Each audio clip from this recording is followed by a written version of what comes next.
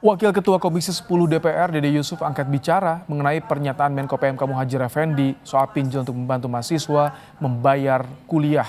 Dede bilang tidak pas jika pinjol yang dimaksud pinjol yang konotasinya negatif selama ini.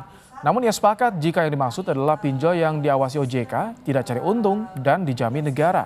Menurut Dede bisa saja pengelolaannya oleh Himpunan Bank Negara. Begini, kalau konotasi pinjol adalah yang sering kita dengar, menurut saya mungkin tidak pas. Tetapi kalau yang dikatakan peer-to-peer lending itu artinya dilakukan oleh sebuah lembaga yang di bawah OJK, yang benar-benar terstruktur, terorganisasi, bukan yang bisa di-download sembarangan ya, artinya registered. Mekanismenya seperti apa? Pasti tidak boleh ada biaya bunga, tidak boleh ada jaminan dan sebagainya. Dan itu harusnya dilakukan oleh negara. Alumni sejumlah kampus negeri menolak pinjol dipakai untuk membayar uang kuliah mahasiswa.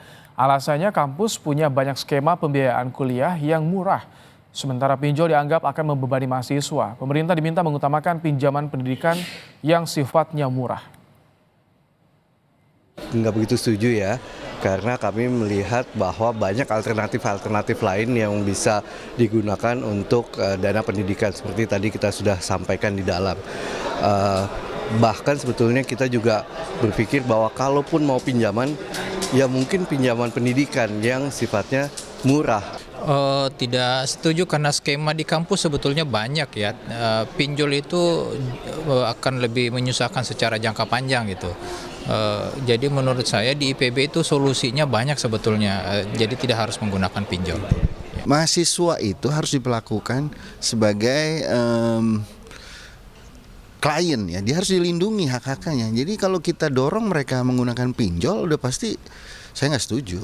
Itu karena memang pinjol itu selain akan memindahkan masalah ke masa depan, dia juga akan membebani si mahasiswa itu.